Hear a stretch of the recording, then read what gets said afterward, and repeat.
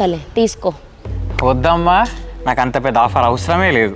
పెళ్ళి అయినాక నువ్వు మాత్రం వస్తే చాలు, నీతో పాటు అప్పులు కూడా తీసుకురానక్కర్లే. ఈ నా కొడుకు 20,000 ఇస్తాను రమ్మని చెప్పి ఇంత సోది పెడుతున్నాడు ఏంది?